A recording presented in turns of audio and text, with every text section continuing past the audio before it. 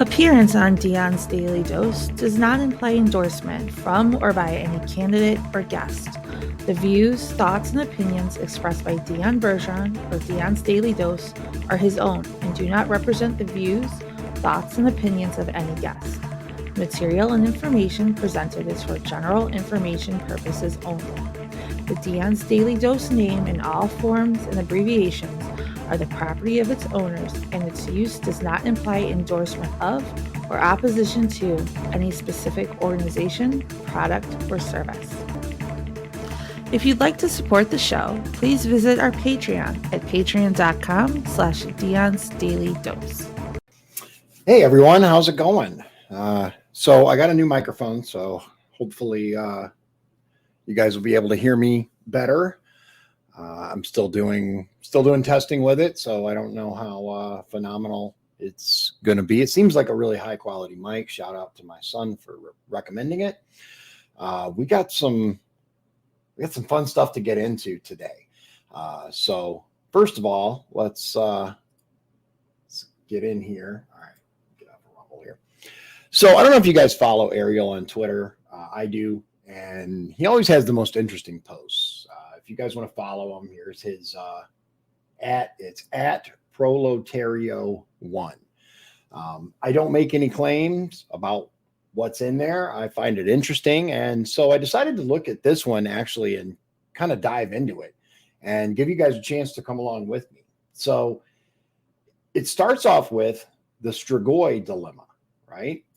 Now that's a word I haven't heard before, but I guess it's on a show called The Strain. I haven't watched it. First of all, let's find out what is a Strigoi, right?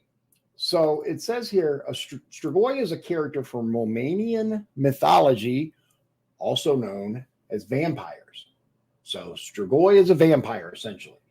They're considered lethargic and drowsy during the day and active during the night. They attack their victims during the night, leaving teeth marks on the corpses.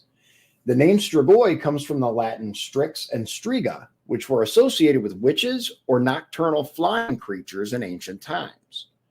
Strigoi are the original inspiration of the blood-sucking vampires that we all know and love, and they were the basis for the gruesome darkness in Bram Stoker's epic novel, Dracula. In traditional Romanian folklore, the term Strigoi can refer to a spirit that can transform into an animal or some ghostly appearance and cause problems for those who encounter it, including draining the vitality of victims through blood loss. Strigoi also include ghosts, wights, banshees, wraiths, ghouls, zombies, and other shades of undeath, and all forms of lycanthropy, right? You guys know what lycanthropy is. It is werewolves and were-rats, stuff like that, right? So, very, very interesting, right? Wikipedia, which is Wikipedia, but one of the earliest mentions of a historical Strigoi was Jur Rondo Ilovic, 1579 to 1656, from the region of Istria. The villager is believed to have been the first real person described as a vampire because he was referred to as a Strigoi, Strigan, or Strigoon in contemporary local records. And then, of course, you get into the other stuff. All right, so now that we know what a Strigoi is, let's go back to the post and see what he's trying to tell us. It says, your government knows what's in the Carpathian Mountains. Do you? Why do you think the famed writer Ambrose Bierce investigated the strange disappearance of Orion Williamson and then subsequently disappeared himself?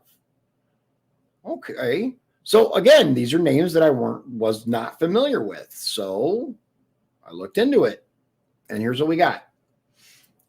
Ambrose Bierce, I actually found him on Britannica, right? So born June 24th, 1842 in Meigs County, Ohio, died 1914 in Mexico. American newspaperman, wit, satirist, and author of sardonic short stories based on themes of death and horror. His life ended in an unsolved mystery. Now, here's something interesting for those of you from the area where I live. Reared in Kosciuszko County, Indiana, Bierce became a printer's devil printer's apprentice, on a Warsaw, Indiana paper after about a year in high school. In 1861, he enlisted in the 9th Indiana Volunteers, fought in a number of American Civil War battles, including Shiloh and Chickamauga. After being seriously wounded in the Battle of Kennesaw Mountain in 1864, he served until January 1865 and received a merit promotion to major in 1867. Resettling in San Francisco, which was experiencing an artistic renaissance, he began contributing to periodicals, particularly the Newsletter, of which he became editor in 1868, was soon the literary arbiter of the West Coast. The Haunted Valley in 1871 was his first story. In December 1871, he married Mary Ellen Day, and from 1872 to 1875, the Bierces lived in England, where he wrote for the London magazines Fun and Figaro, edited The Lantern for the exiled French Empress Eugenie, and published 3 books: The Fiend's Delight, Nuggets and Dust Panned Out in California, and Cobwebs from an Empty Skull. He went on to do other stuff. But the thing that we're interested in is the disappearance of this guy, Orion Williamson, right? So this guy, Orion Williamson, he was allegedly a farmer in 1854 in Selma, Alabama. Now, let's go to this and learn about it, because I did find it very, very interesting. So it says here, it's a strange disappearance that allegedly happened on July 1854, Selma, Alabama. It was a hot, sunny afternoon when Orion Williamson, his wife and son, relaxed on the porch of their farmhouse. The family watched horses graze under the sunshine in the distance. It was then Orion stood up and ventured towards the grassy field to tell his farm worker to move the horses into a shaded area. Williamson picked up what is described as a stick lying nearby and began to play with it, and he walked forward. Armour Wren and his son James were the neighbors of the Williamson family. They were passing by in a buggy when they too saw Williamson walk into the field. The Wren stopped to wave hello, and as Williamson waved back to his neighbors, he suddenly disappeared, vanishing without a trace in thin air. Wren rushed to the spot where Orion Williamson last stood, soon joined by Mrs. Williamson and their child. They scoured the area, hoping to find the lost farmer. But it was simply grass and land, as if Williamson had never been there. What occurred was impossible to explain. How could a grown man completely vanish in front of his family and neighbors? With the sudden realization and shock from what happened to her husband, Mrs. Williamson fainted and was taken to the local hospital. When word of the mysterious occurrence spread throughout town, 300 people gathered and went to the field to look for Williamson. The crowd carefully searched the entire area. Bloodhounds tracked every turn. Hours passed and darkness came. Torches lit, and still no sign of the poor farmer. Still nowhere to be seen. The next day, more citizens from communities outside of Selma came to participate in the search. Volunteers went as far as digging into the ground where Williamson disappeared, only to find bedrock. Apparently, it was only a couple of feet down on another post that I read about it. Eventually, the search parties gave up. Orion Williamson was never found, dead or alive. Now, it gets even more interesting, because the next spring, investigators returned to the site and oddly saw a barren and dry patch of grass nearby where Orion last stood. When Mrs. Williams learned of this, she related to them that she and her son kept hearing her husband's voice calling out for help for weeks after he disappeared. But every time they ran to that spot, they could not find him. She said she kept hearing his voice until it slowed down and gradually faded away. Whatever happened to Orion Williamson? Some investigators developed theories to explain the mystery. One hypothesized that an unstable universal ether was responsible that could disintegrate matter. Another claim proposed a magnetic field transported the missing man to another dimension. Juanita Rose Violini included the incident in her book, Almanac of the Infamous, the Incredible, and the Ignored. Violini narrated 2 other similar events in 1880 and 1885. The 1880 disappearance occurred in Tennessee. The farmer who vanished was David Lang. Like Williamson, Lang sat on the front porch with his wife and children, walked to a field, and was never seen again. In this case, David Lang's daughter Sarah wrote about the incident in great detail. Isaac Martin's disappearance in 1885 tells the tale of a man vanishing in a farm field in Virginia. The New York Sun posted an article about the oddity, but it was not known if there were any eyewitnesses. In the book, Disappearance and the Theory Thereof, the author, Dr. Maximilian Hearn, purports the missing men entered a, quote, void spot of universal ether. Unfortunately, not much useful information is provided to further explain this. And it goes on to talk about the ether and what it is, the potential of it. So down here at the bottom, ironically, Ambrose Pierce, who wrote a satire to the event, also mysteriously disappeared more than 50 years later under different circumstances. Okay, so now we know who these guys are that he's talking about, right? Oops. Okay. So it says, why do you think the famed writer Ambrose Bierce investigated the strange disappearance of Orion Williamson and then subsequently disappeared himself? These types of burials are not for humans. Do your research on the Victorian era, and you will find these caged coffins all over Europe. And then there's a picture down here, right? Now, the mainstream reason for these coffins, why are there cages on graves? It says that grave robbing became a growing concern, especially in Scotland, as robbers used to steal the dead bodies and supply the corpses to medical students for dissection studies. This led to the idea of contraption cages over graves to protect the dead bodies from being stolen. That's this is why, right? Allegedly. Now, if let's be perfectly frank here, whether you believe in this stuff today or not, at that time, people wholeheartedly believed that there were things out there that cannot be explained. So I can completely understand why, when you're surrounded by stories of very disturbing things, why you would want to protect your loved one's grave. Moving back to the post, it says the Carpathian Mountains of Central and Eastern Europe have several regions where people have been known to disappear. Romania's Hoibaciu Forest, I'm not sure if I said that right, have been well televised, and the Tatra Mountains see people go missing several times a year. People listen, everything that can cause financial and economic upheaval, regardless of how dangerous, will not be disclosed to you if it will potentially cause monetary devaluation to any particular place. God gave you common sense. If it takes someone literally being on fire for you to believe something is burning around the corner, then expect to be that one person who will face that danger at the expense of your own life alone. You smelled the smoke before they warned you. Your excuse to dismiss it was your disregard for your own life. So I was like, okay, the Carpathian Mountains. Now, actually, what's really interesting is my wife's extended family, before they immigrated here, is actually from that region. And she has some interesting stories about her extended family there.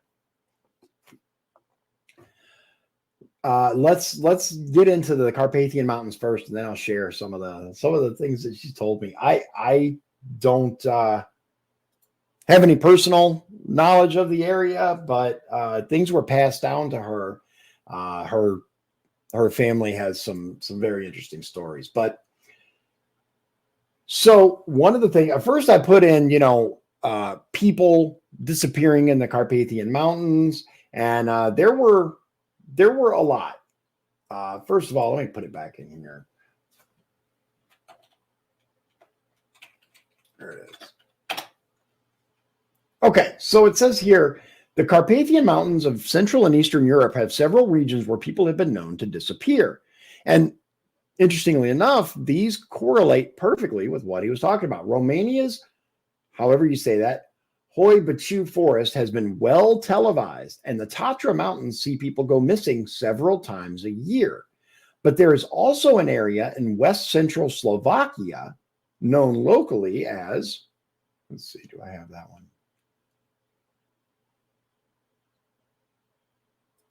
I had this one, but I think I had closed it. So it says here,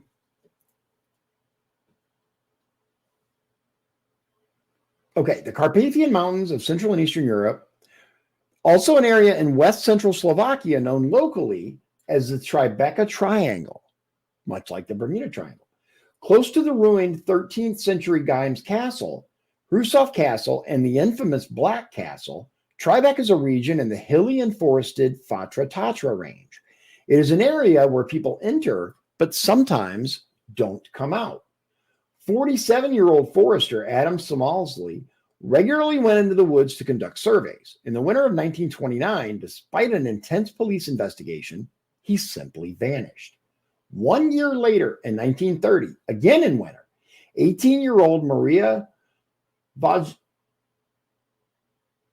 Vajarova was sent by her mother to go from her village to another village close by bringing food. She disappeared. Again, there was a large manhunt organized by the police, but Maria was never found. Very little Red Riding Hood. 1934, a quarry worker who police records show as Andre Murgis finished his day's work and began walking back home to his village. He was never seen again. In 1939, again in winter, Walter Fisher, a Bata shoe factory worker, set off on a walk up to the Black Castle ruins. He disappeared and then was found 3 months later, lying unconscious in the forest surrounding Zlat Moravci. His body was covered in burns. Now, he disappeared in winter, found 3 months later covered in burns. Sadly, he could never remember anything from his experience, and it appears that he had lost the ability to communicate. He died in a mental hospital. Despite a police investigation, no explanation was ever provided. In 1966, a car with Bratislava, the capital city, number plates. Okay, so a car from the capital city was found abandoned outside a village in Tribeca. It belonged to husband and wife Jan and Elena Bolanovic. The car doors were open, but there was no trace of them. Again, there was a search and an investigation, but to this day, they remain missing. Widower Antonin Tapil was an old recluse who kept to himself in his village, so his disappearance wasn't recorded until the postwoman couldn't reach him to deliver a message. In 1980, the police began a manhunt after discovering his house to be empty. He was known for taking long walks in the forest. In 1991, his house was torn down as he was presumed dead and had no descendants. In 1995, two policemen driving around came across a BMW. It looked as if it had been abandoned at the side of the road. The number plate showed it to be registered to a John Sala. The car door was unlocked, and inside, the police found several $1,000s worth of cash. They waited for 2 hours for the driver to return, which he didn't, and then began a criminal investigation. John Sala has never been found. The disappearances continue to this day, which eliminates the possibility of a serial killer. In June 2012, Jaroslav, surname unknown, from the village of Zarani, disappeared while hunting for mushrooms in the forest. Even after a large manhunt and search, he still remains missing. There are others associated with this dark forest mystery. A strange Moravian man in World War II, is it Moravian or Moravian? In World War II, who was surviving in the forest by foraging, offered himself to hungry villagers as food. And then there was the secret agent who disappeared in the forest in 1954. Like the Bermuda Triangle, there are many theories, but no conclusive answers. Without bodies, there never will be. And even when they do find a body, such as with Walter Fisher, it just leads to more questions. The forests of the Carpathians are beautiful and magical and are well worth visiting. So magical, in fact, that you might never leave. There's a lot more. This here talks about the Tribeca Mountains in Slovakia and missing people. It covers many of the things that were already covered. We've got rescuers searching for a Frenchman who disappeared 2 weeks ago. This is from yesterday, by the way, while conquering the highest peak of the Carpathians. There are an astonishing number of disappearances in these mountains, and what's really wild is they seem to follow the same pattern. They just vanish, right? So what do you guys think is there? What is causing? Now, I will say this. We have a lot of disappearances here in the U.S. as well on our national park, or I should say in our national parks, right? There have been countless stories of people who have just disappeared out there, and people that are extremely familiar with the terrain, forest rangers, rescue parties, they have searched to no avail.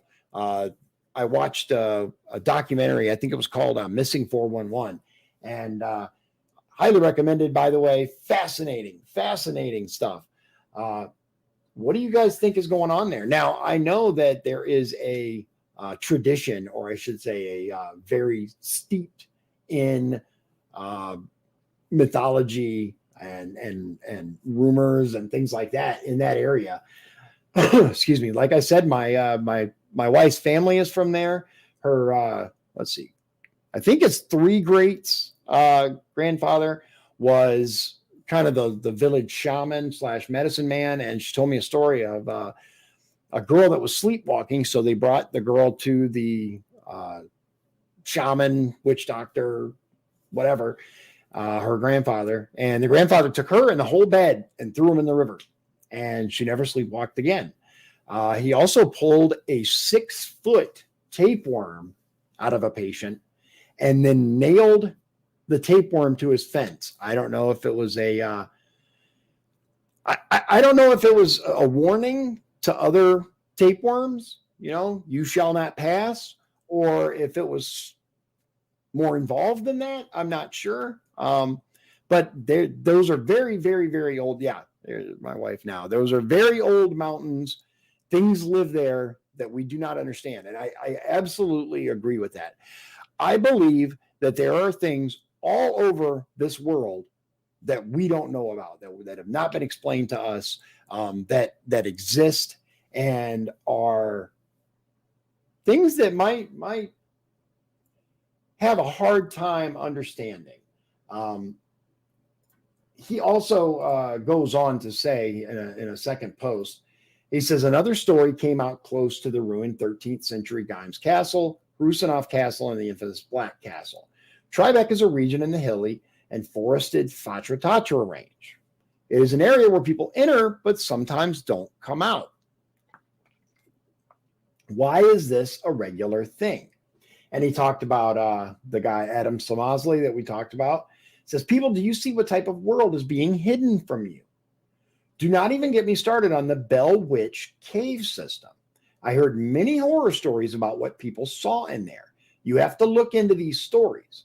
I think we'll do that next time. People have shared much over the years of all the strange things they experienced. Some went into this cave and never returned. Do not wait for someone to confirm anything for you. There is too many resources at your disposal that you simply choose not to use because you want fast food proof of things that can never provide the answers you can discover on your own without me having my personal spin interfering with your own discernment. And so, listen, guys, I want to talk about this account for just a second before I wrap it up. One of the things that I actually really appreciate about this account is he doesn't spoon feed you. He says something and then leaves it just like this, right? He said this stuff. It's up to you if you want to take the time to look into it, to learn about it. I do. I'm very, very, very fascinated by some of this stuff. And I think there's a lot out there that we don't know about that's being hidden from us, or at least the story changed, right? Whether a little, whether a lot, who knows? I do believe that we have the opportunity now, with the wealth of information at our fingertips, to learn the truth. I have started using it's a search engine browser called Brave, and it's got a built-in ad blocker. I like it. I just started using it today. I had it on my phone, but I was having an issue on the computer. Now I'm using it, and it's fast, seems to work well. Your mileage may vary. Try it, don't try it. It's up to you. I did notice that you got to be a little more specific with this, as far as like Google, for example, using Chrome or Firefox. Firefox defaults kind of to Google, and it did pop up, but with Brave, you have to be a lot more specific with your searches, right? It provided me a lot more in-depth articles and information about it. Do your own research. I mean that. Don't just put something in Google. Take some time to look into stuff. Try several different search engines. See what you come up with. And there are some really, really good resources out there for people. I highly recommend that you take the time, look into this stuff, see what you can find, and make your own mind up. I think that's what really, whether you want to call it the truther movement or the red pill movement, the Q stuff, whatever. One of the things that we've seen over and over and over again is the desire for people to kind of be told what's going on. Not just, you provide some article right, and that's evidence, or a screenshot, that's evidence. But one of the things that I really like about this particular account is it makes a claim, right? Like it did. And then that's it. Learn for yourself. Look into things for yourself. That's all I got for you today. God bless you. God bless Indiana, and God bless the United States of America. Have a great day. If you'd like to support the show, please visit our Patreon at patreon.com/Dion's Daily Dose. This has been Dion's Daily Dose, hosted by Dion Bergeron. Executive producers, Sean Holgram and Michael Beebe. Copyright 2024. Dion's Daily Dose, all rights reserved.